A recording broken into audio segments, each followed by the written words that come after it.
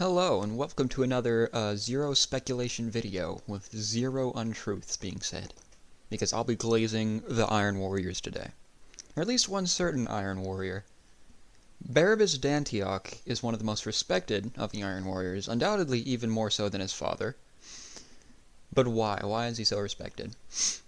Firstly, he disrespected his father.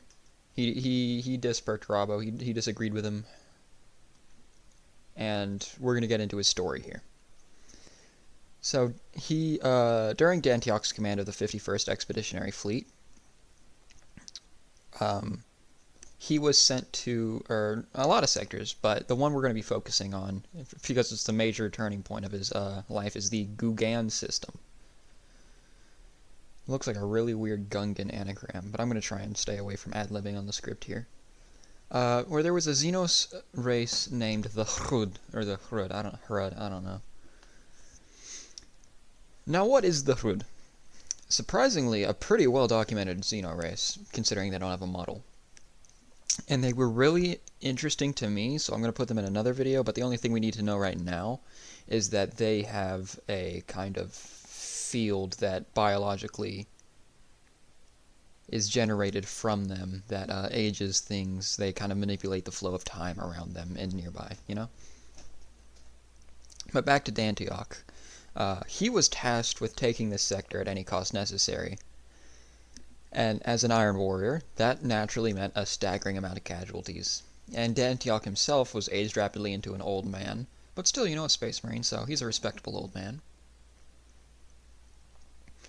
And at the effective loss of his fleet, because that's just how many losses they took in this system, he kind of went off on Perturabo, saying that maybe the purge wasn't as necessary, because that is what took so many losses, similar to the way if you start killing coyotes as population control, they will, in response, start panic breeding and growing in size, if I believe, you know.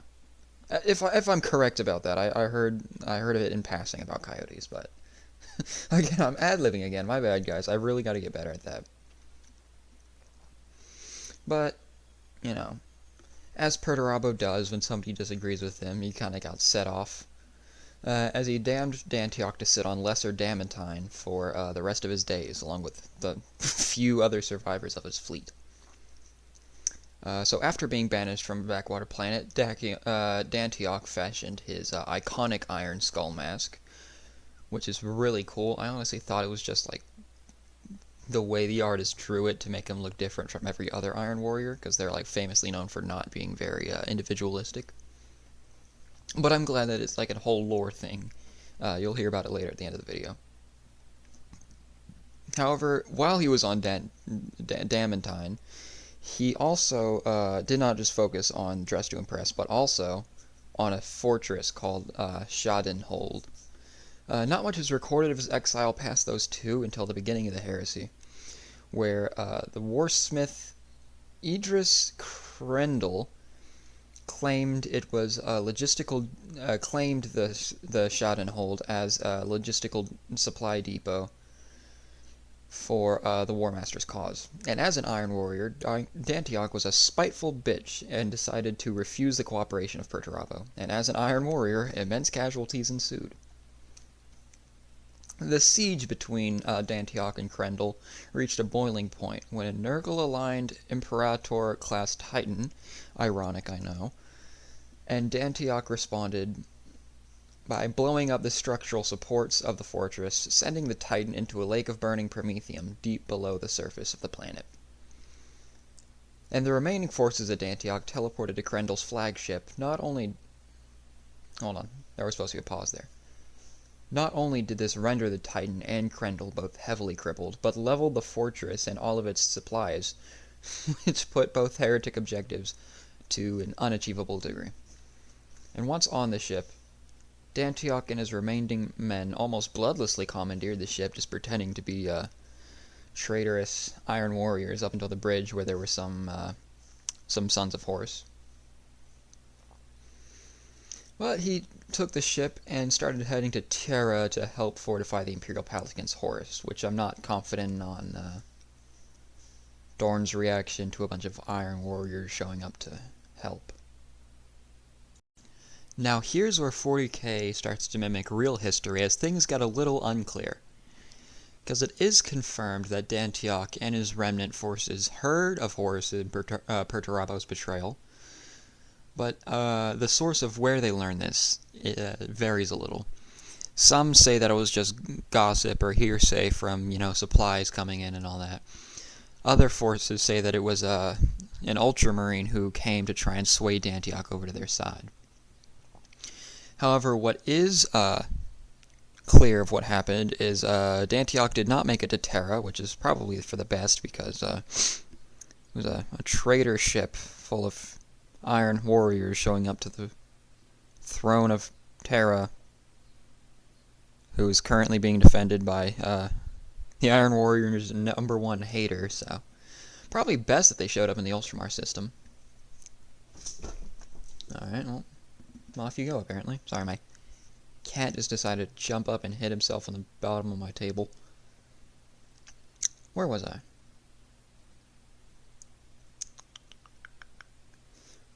Here we are. Okay.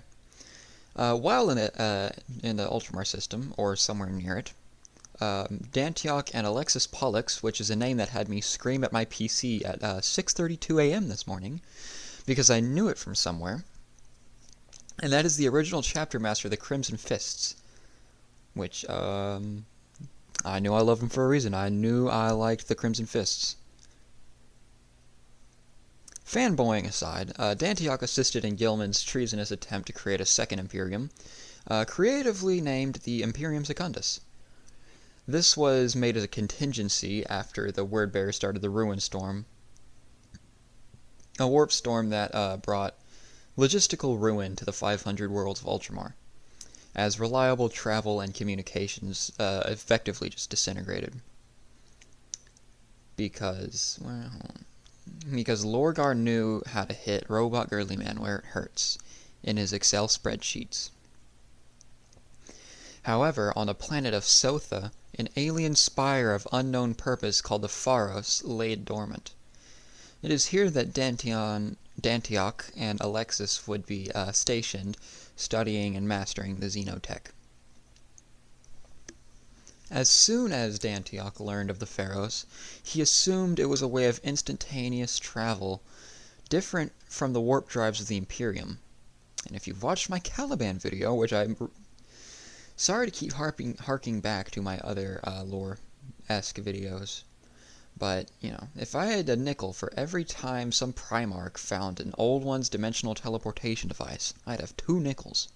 Which isn't a lot, but it's weird that it happened twice. Regardless of my personal theories, Dantioch was right, as it could send messages, but also just matter through vast spaces faster and more safely than warp travel. Almost like another engine that we studied. However, these machines do still cause the warp, which set like a lighthouse through the warp, like a beacon, calling the Night Lords into the system. When the Night Haunter's forces fell on Sothis, not his forces exactly, he wasn't there, but their actions were swift and their objectives clear. Capture the Pharos and use it to locate the Night Lord's flagship along with their Primarch.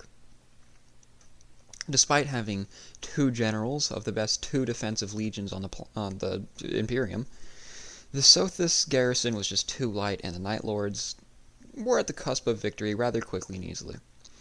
However, that would mean that the Ultramarines would lose something, and Daddy GW would never let that happen to their prize little baby. And so Dantioch sacrificed his life to overload the Pharos' power supply, destroying it, and continuing his tradition of breaking everything strategically, infrastructure-wise, and then leaving.